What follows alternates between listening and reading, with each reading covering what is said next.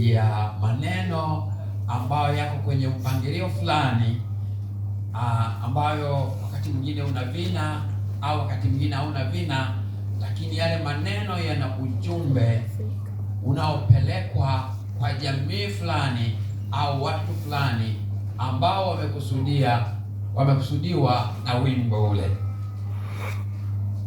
Hivyo kuimba ni njia ambayo mwanadamu anaonyesha hisia zake, aidha za furaha ama za huzuni, kwa Mungu ama kwa mwanadamu mwenziwe. Tukisoma kwenye kitabu cha Zaburi ya 96 mstari ule wa kwanza na wa pili unasema, mwimbieni Bwana wimbo mpya, mwimbieni Bwana enyi nchi yote. Kwa hiyo Zaburi ya 91 inatuambia kumwimbia Bwana, kumpa Mungu nyimbo ambazo zinamsifu yeye. Lakini vile vile Zaburi hii inasema nchi yote iimbe. Na ukisoma huu mstari unaonyesha ya kwamba unatuamuru tumwimbie Bwana. Amen. Mstari wa pili unasema mwimbieni Bwana na libarikini jina lake. Kwa hiyo tukimwimbia Bwana tunatakiwa kulibariki jina lake. Tunalibarikije jina lake? Kubariki ni kuinua, ni kusifu, ni kuinua kwa kiwango ambacho hali ya kile kitu kilivyo katika ukuu wake. Kwa hiyo nyimbo tunapokuwa tunaimba kwa sababu Mungu anatuamuru. It is like a command. Kwa hiyo ukisoma hii mistari inatuamuru kumwimbia Bwana. Hivyo kuimba ni jukumu la kila mtu anayemwamini Mungu kuwa anaishi na yupo naye kamuumba kwa mfano na sura yake. Ni jukumu la kila mtu.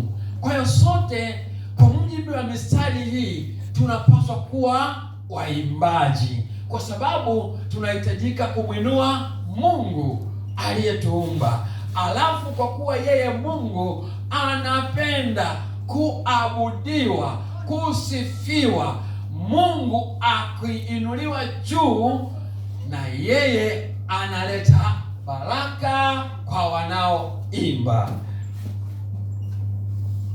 Bwana asifiwe.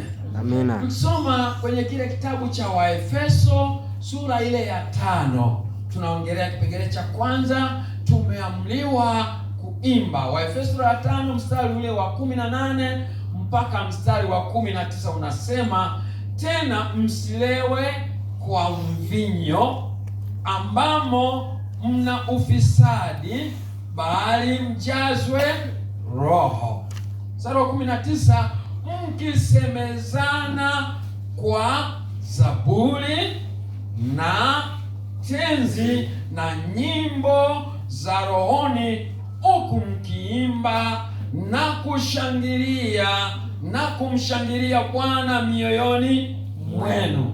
Kwa nyimbo zinatumika kupeleka ujumbe kutoka kwa mtu kwenda kwa mtu. Ndiyo maana mwandishi hapa Paulo mtume kwa Waefeso anasema mkisemezana. Manake ni kwamba mwingine anasema na wewe unasema, ama unasikiliza unasema. Kwa hiyo kusemezana, tunasemezana kwa zaburi. Zaburi ni nini? Zaburi ni utenzi ama ni shairi. Mimi miaka ya nyuma niliwahi kutunga mashairi. Ninajua kwamba unapotunga shairi unakuta kwamba kuna ujumbe mahususi ambao huwa unajirudia kwenye kitu kinaitwa kibwagizo. Bwana sifiwe. Amina. Kwenye kile kibwagizo ndiyo hasa kunakuwa na ujumbe mahususi ambao unataka watu wanaosikiliza huo ushairi waweze kuondoka nao. Kwa maneno mengine, kwa Kiingereza nasema that is a take home, kitu ambacho mtu anaweza akaenda nacho, tunaita kibwagizo. Kwa hiyo sasa sisi tunaposemezana kwa tenzi ama kwa ushairi, manake ni kwamba tunakuwa na ujumbe wa kumweleza mwenzio, ama kueleza adhira, ama kutiana moyo. Kwa hiyo huyu mwandishi anasema mkisemezana kwa zaburi na tenzi na nyimbo. Nyimbo za wapi jamani? Nyimbo za rohoni. Maana kuna nyimbo ambazo sio za rohoni. Sisi watu wa kiroho, watu tunamwamini Mungu, nyimbo zetu zinaendana na neno la Mungu. Haleluya. Amina. Bwana asifiwe. Amina. Hapa mwandishi anatuambia tunapoimba kwenye mstari wa 19 anasema na kumshangilia. Unajua kumshangilia ni Waingereza wanasema ni jubilation. Ni kitu ambacho yani unakiinua, unakifurahia na unaonyesha na matendo, wakati mwingine ya kurukaruka. Sasa hapa anatuambia huku tukimshangilia Bwana. Kwa nini tumshangilie Bwana? Kwa sababu katika nyimbo zetu zimebeba ukuu wake, zimebeba miujiza yake, zimebeba matendo makuu aliyoyafanya, huenda kwako ama uliyoyasoma kwenye maandiko ama uliyoyasikia kwenye ushuhuda wa mtu. Kwa hiyo inakupasa wewe unaposikia habari zile unaruka, unashangilia. Kushangilia ni kuruka.